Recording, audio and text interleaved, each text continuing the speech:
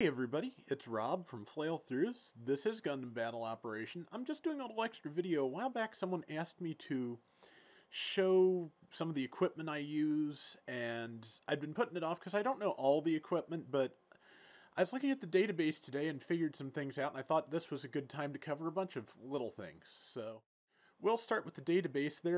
You probably know there are now awards that you get at certain levels when you accomplish certain things. And these are benefits that are always active, the square ones.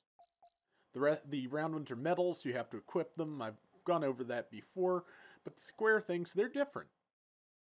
So, and they give permanent benefits. For example, this award reduces the time it takes for your energy to reload, but to get it, you have to have 7 million experience. I don't even know how long I've been playing this, almost a year. I've gotten a quarter of the way there. Next one is 9 million. It's a little quicker. You know, the distance between the two isn't that much of, and another 5 minutes. And 15 million, and then 20 million. So once you get all of those, your wait time between energy will be down to 100 minutes. So it'll help a bit. These, I'm not quite sure what they do. Something 0.1% experience points, maybe? Either way, you have to... I don't know what the requirement is on this one. Something involving mobile suits, 4,000, then 8,000 for 2%, 12,000 for 3%, and for another 3%. Okay, and here are medals that increase the chances of getting Haros, and to get them you have to get Haros. Yeah. Okay, here's where they get kind of interesting.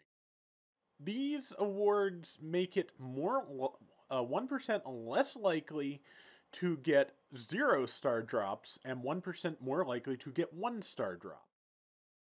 This one kicks in at 160 mobile suit zone. For the next level up, 220.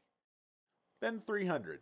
And at the 300, it is a 1% down chance of getting a no-star drop, and then a 1% chance up of getting a 2-star. Kind of interesting. This one is the same deal, except 130 weapons, 180 weapons, 230 weapons. This one is for custom parts, 80, 100, 120. Then down here is the kind of interesting one, decals. First level of increases at 40 decals, then 80. And this one, is the hanger. Apparently, if I'm reading it correctly, you have to have used the hanger 12 times. I can't possibly be right. I've used the hanger and that one changes 1-star to 2-star drops. And this one, for using the hanger 21 times, is 1-star to 3-star drops. So these are the new awards that have kicked in. They provide permanent benefits. The one I have, I'm not sure what it does. I think... Actually, I have no idea what it does. So I think I might get an extra drop if I'm reading this right. So yeah, these are the new awards. They look kind of interesting. They're going to take forever to get, though I may go on a spending spree. Stupid little detail. But okay, let's go on to the custom parts, since I said I'd do this. Well, let me show you what I've been using on Blue Destiny 3 first.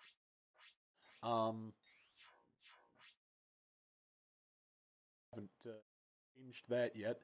Okay, this part is the database link. I have 2 levels of it. It raises damage for all attacks across the board by 5% at level 1 and 10% at level 2. If I can shave 1 point off of its other equipment, I can upgrade it to the level 2. But not really sure how to do that without dropping its hit. 500 isn't a lot, so it's probably worth it. Let's do it. So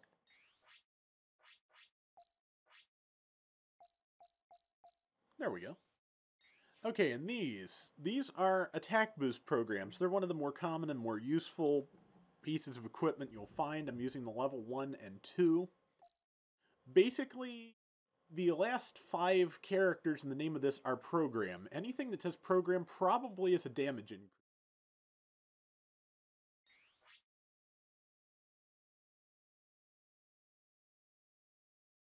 increases melee damage. Very handy.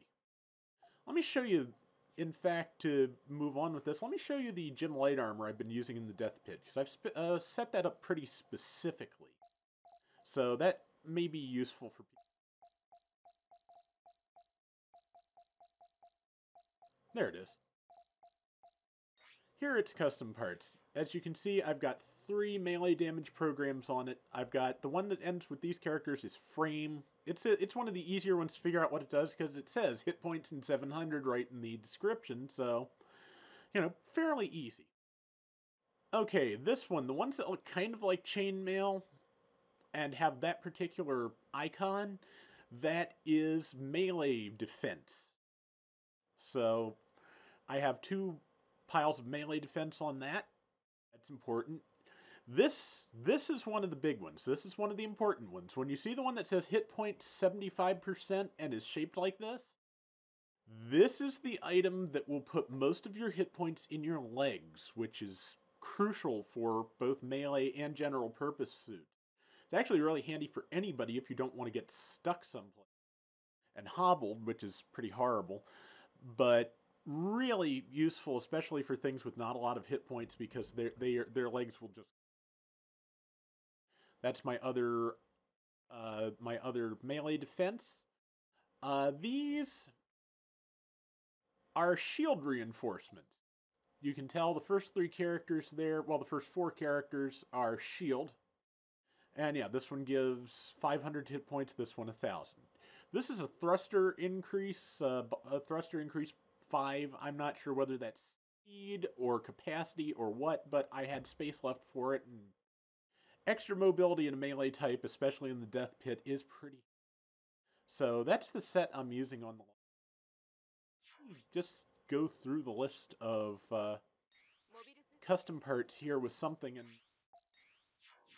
see if I can see what I can identify. This one is probably is going to have to go on very specific things. I think like general purpose mobile suits and maybe a gym light armor. It is a melee increase, but I mean, look at it. It's 26, which is double the level 3 melee program, but also it takes a lot of space. So I haven't used that yet. This is the upgrade of the leg reinforcement. It does 85% of hit points to the leg. This gives the shock absorber skill at level 1. That helps you land from boosting into melee or whatever else you want to do. It just takes out some of the delay after dash.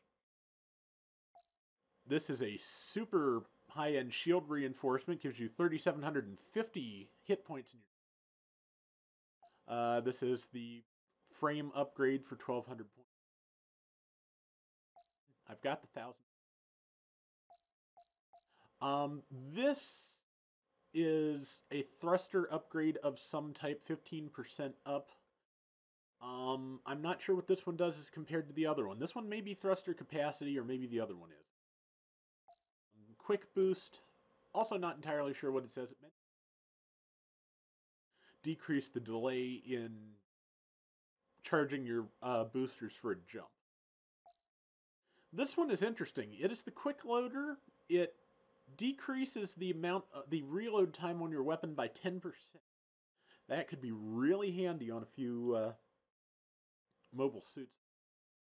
This one especially so as well. This is the beam equivalent, the cooling ring. It decreases the time it takes for beam weapons to recharge by 10%. I believe that one is recharged between shots. And there's another one that is for overheating. This may be it, it may be not. This is where we get into the I can't read enough Japanese. What's going on here, problem. This one gives you a scope, which I believe gives you a scope with zoom if you don't. This is an even better thruster upgrade than the other kind these two increase movement speed. Take a lot of slots, but you know, if you need something to move a little faster, very handy for me. To use it, but I'd so much rather have more defense or damage or something. Again. This I believe changes the way the right analog stick moves. It mentions taking play out of the reticle by one. Yeah, I think it's there are certain upgrades that change exactly how the right analog stick works and how it moves, and that's why you can't change sensitivity in menu the way you can the left stick. They made that upgrade parts instead. So yeah, another frame piece, a new kind of frame, 2,500 hit. Shield upgrades. Here we get into the defense pieces. Yeah, this is the melee armor at level 3, 2, and 1. This is ballistic armor at 3, 2, and 1, so you know what the pictures look like. This is beam armor, 4, 3, 2, and 1. There's those database links. This, I believe, put a certain percentage of hit points in your head to make sure that if you're in a support type, you can manage to keep your sensors up and keep your damage high. That's just a guess. This is a limiter. This changes the reticle response. I'm not exactly sure how it and the field motor behave, but I forget which is which, but yeah, I think the field motor makes the targeting a little bit more, well, obvious. Yeah, duh, Robert.